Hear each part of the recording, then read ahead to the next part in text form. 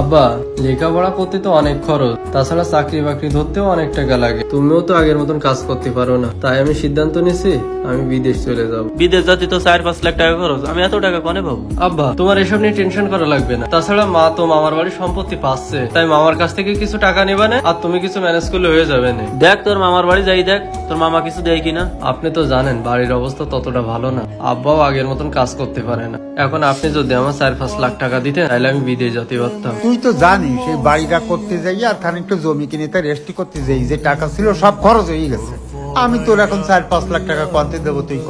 মামা, আপনি ভাইরে বলেন তরিকুল ভাই তো বিদেশ আছে, আপনি একটু বলে দেখেন ভাই ব্যবস্থা করে দিতে পারে কিনা। আরে বাবা, তরিকুলের কাছে টাকা নিয়েই তো জমিটা রেস্টি করলাম, এখন হঠাৎ টাকাও কনে পাবে? আর ও 4-5 লাখ টাকা কনে পাবে? ও বড় জোর মাসে ইনকাম করে 50,000। মামা, তাইলে একটা কাজ করেন, মা তো নানা সম্পত্তির কিছু অংশ পাবে, ওইটুকু ধরে নিয়ে আমার বিদেশ পাঠানোর ব্যবস্থা করে দেন। সম্পত্তি ধরে নেবো মানে? আরে তোর বিদেশ তুলতে তো 5 লক্ষ টাকা লাগবে। আরে তোর মা কি আমার কাছে 5 লক্ষ টাকা সম্পত্তি পাবে? মামা, যতটুকু জানি মা তো এখানে অনেক সম্পত্তি পাবে, তাহলে নানারও তো অনেক সম্পত্তি ছিল। জানা মতে মা না হলেও এখানে থেকে 15 লক্ষ টাকা সম্পত্তি পাবে। কে বলেছে তোকে যে তোর নানার এত টাকা সম্পত্তি আছে? তোর মা কোনো জায়গায় 1 হাত, কোনো জায়গায় 1 বিঘে, কোনো জায়গায় 2 ফুট এরকম জমি পাবে। এখন আপনি কত গ্রাম দিতে চাচ্ছেন তাই বলে? সম্পত্তি যদি তুই দিতে চাস তাহলে আমি 20,000 টাকা করে শতক দেবো। তাই বলে 20,000 করে? আমি তার বেশি দিতে পারবো না। তাইলে ঠিক আছে, আমি অন্য জায়গায় বিক্রি করে দিচ্ছি। যা তুই বিক্রি করবি। সব কথা তো শুনলাম, তা তোর মামু তো ভালো লোক না। এখন যদি তোর ওই জমি নেই, তাহলে দেখা গেল তোর মামার সাথে একটা ঝামেলা বেঁধে গেল।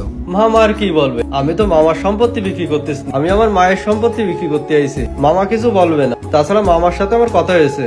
এখন মামা আপনি কত গ্রাম দিতে পারবেন? এখন কাইও আশেপাশে তো চলতেছে 1 লাখ করি, তুই আমার বাইক নি মানুষ, তোর আর কি কবো? তুই 1,10,000 করে নিসি নাই। আচ্ছা ঠিক আছে, তাইলে আমি সবকিছু রেডি করে আপনিও টাকা পয়সা রেডি করেন। আচ্ছা ঠিক আছে। শুনলাম আমার ভাই নাই তোমার কাছে জমি বিক্রি করতে আসিল, তা খবরদার, তোমার আমি একটা কথা বলে দিচ্ছি, মানে এই জমি কেন তুমি নিয়ে না। আমি সেলিমের বলেছি, মুরাদের বলেছি, আলমের বলেছি, পুরা কেউ কিন্তু এই জমি নিতে আসবে না। সে আমার কাছে রাগ করে চলে গেল। আর তোমারে বললাম তুমি জমি নিয়ে না, আমি কিন্তু জমি ছাড়বো। দেখিও জমি কনে বিক্রি করে। কি ব্যাপার, তুই আজকে আবার আইসিস? মামা, আপনি মাত্র 4 লক্ষ টাকা দেন, ভিসাও চলে এসে, প্রয়োজনে আমি বিদেশ যাই সব পরিশোধ করে দেবো। আরে বাবা, তা 4 লাখ টাকা কনে পাবো? তোর মা যে সম্পত্তি পাবে তার দাম নাই 2 লক্ষ টাকা হোক, আর আমি মামু হিসাবে নাই আরো 50,000 টাকা বেশি দিলাম। তোর 4 লাখ টাকা দেবো। পা দুখন ধরে আরে বাবা, 4 লক্ষ টাকা দেন, না এটা আমার অনেক বড় ক্ষতি হয়ে যাবে। আরে ছাড় ছাড়।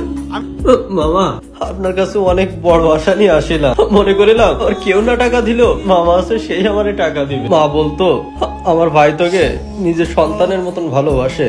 মামা, আমি তো চুরি করতে আসিলাম না, আমি আসিলাম আপনার কাছে কিছু সাহায্য নিতে। যাই হোক মামা, আপনার কোনো সাহায্য করা লাগবে না, আমি আমার মায়ের সম্পত্তি নিয়ে আমি আপনার কাছে আর কোনোদিন আসবো না। কিন্তু মামা, আজকে একটা জিনিস বুঝলাম, টাকার সামনে রক্তের সম্পর্ক হেরে যায়।